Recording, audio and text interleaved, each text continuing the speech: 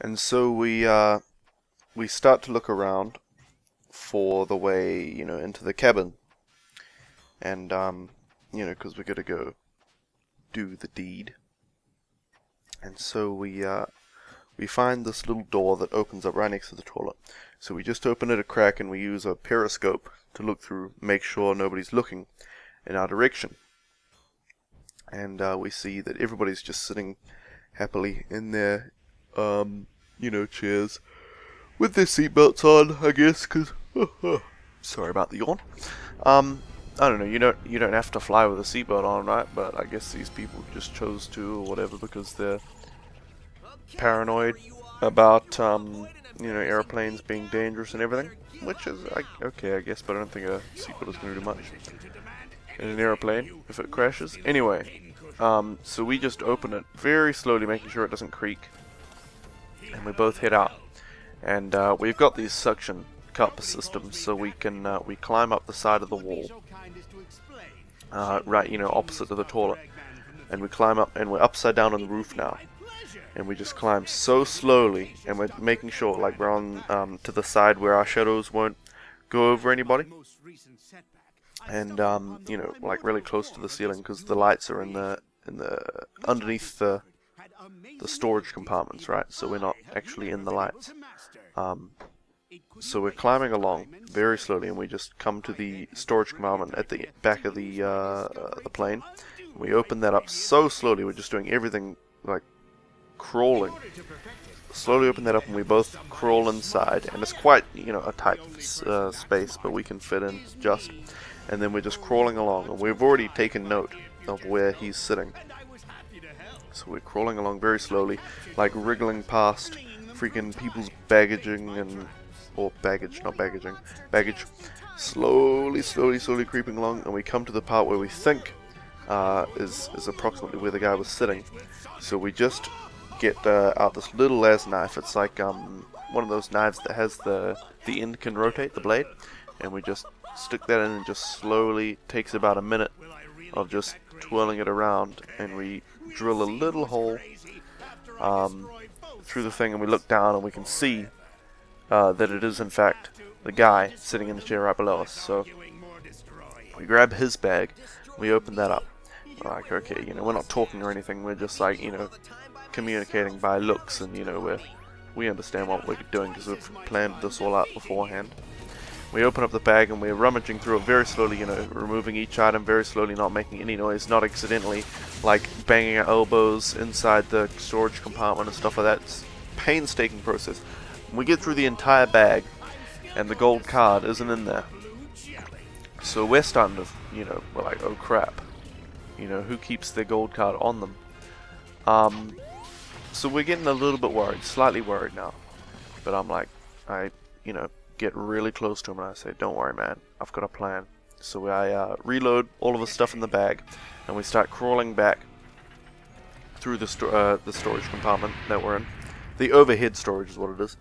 And crawling along very slowly, and we open it up, use the periscope to look out, and then everybody's in their seats. We just gotta wait like a minute for the stewardess to walk in and walk out, and then we just slowly crawl out, and I indicate to go into the toilet, or for me to go into the toilet, and for him to go back to the storage compartment down in the bottom of the plane where we originally came in.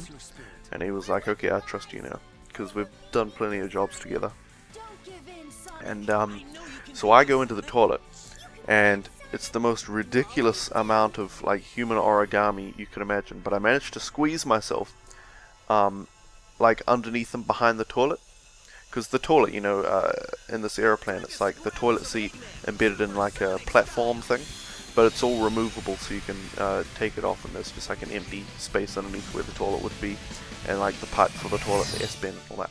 So I have to squeeze him behind there, and I just like cut out a flap from the cover of the like box that I'm inside, that the toilet is also a part of, and I just attach some, it's like this rubbery glue, so it's, you put quite a thick layer on it, and it can still bend and everything like that. Put some of that on, and I just leave that, and I wait. and I'm waiting for at least like an hour, and every time somebody comes in I just open that, flap up a tiny bit, use a periscope, and you know, don't worry, I'm not a perv or anything, so I'm not, you know, trying to look at the genitals, just determine who it is. Nope, not the guy, not John. Yeah, not John, so I've taken it again, just waiting. At least an hour later. I'm not even really paying attention to the time here, I just need to get this done. I know we have enough time because it's about a 12-hour flight. And at least an hour later, he comes in, finally, and he lowers his pants, and, you know, it's good for me that he lowers his pants to go to the toilet, because I thought he, you know, if he goes for a wee, it's going to be very difficult. But he decides to lower his pants, and he sits on the toilet, and so I just reach out, and so slowly that he can't, you know, I don't want to make any noises or accidentally brush, like, the hairs from my arm against his leg or something, you know, I've got to be so careful and slow.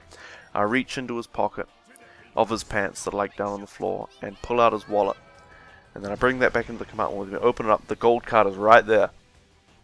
I take out the gold card and replace it with this other gold card that we had. It's just, you know, like a plain gold card, you know, that has like the thing on the top, and it looks basically like the Yu-Gi-Oh card that had the gold. It was the gold Yu-Gi-Oh card, except that the number and everything is wrong, and there's no, you know, if you reflect it and all that, it's not gonna be genuine. And I put that one in his wallet, and I put his wallet really slowly back into his thing. The whole process, just doing that simple thing like that, takes about 4 minutes of painstaking, and then I just wait for him to flush the toilet, and then he leaves. So I climb out now, and I use the periscope again. The periscope is an amazing tool, by the way, for if you're trying to be all sneaky like this. And again, I've got to wait for the freaking stewardess to go past, but that's not a big deal. So she goes past, and back onto the thing, and then I just creep out, and I don't bother, you know, climbing along the walls and stuff like that, because I've just got to go into the storage again. So I go down to the storage, and he says, "Is it done?" And I'm like, "Yep, it's done." So we dismantle our jetpacks a little bit. They're like you know, they have a built-in parachute, but you kind of have to, you know, they have an emergency parachute, but you want to take off a few things before you jump, because they're really heavy, and it hurts you on impact, shall we say. So we take off that, and we just open up the hatch that we made, or that we used rather, and drop the stuff out, the extra parts of the jetpacks that we don't need. They can just go fall in some fields or whatever. We know we're not over any, or in the sea, we're not over any residential areas and stuff, so it won't be a problem. And then we jump out, and well, he jumps out, and I crawl out with my suction cups, close the thing, and take off our clamp that was holding up the thing, throw that away as well, just into the air, and I jump as well. And we're flying, you know, thousands and thousands of meters through the air, which I suppose I could just say kilometers instead of thousands of meters.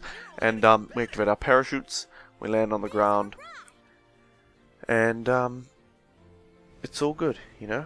We're like, okay, mission accomplished, let's get back. And we go back to our home country of America, and he, you know, we part ways as soon as we get to Colorado, which is where you know, the state that connected our travel paths, shall we say.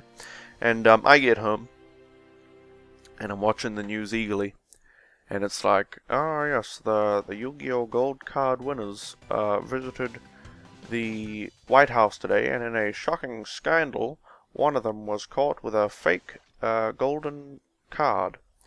And so I'm like, yes, you know, it's gone well. And they said the gold cards were checked on admission to the White House, and it was found to be fake. When the number was checked, it was fake. And on further investigation, excuse my little voice cracking there. On further investigation, the card was found to be a remote-controlled bomb. And so I'm just laughing now, like, you know, my evil. And they said the president and all of the White House is completely safe and secure, and the man was taken into custody and will go on trial in 3 weeks for attempted murder of the president. And the guy, you know, it shows the guy on TV being arrested. He's like, no, it wasn't me, I swear, I got that gold card fair and square. You gotta believe me, I wouldn't try to kill the president. And I get a call from Joey, and he says, you know, good job, Good job, man. I say thanks. I couldn't have done it without you, Joey. You and your plan and your connection stuff, and you're an excellent on the fly. And he says, hey, remember, it's the last time I'll ever help you. I'll never help, you know, I'm out of the biz for good. I'm retiring. I said, yep, that's totally fine. I can respect that. I'll never ask a favor of you again.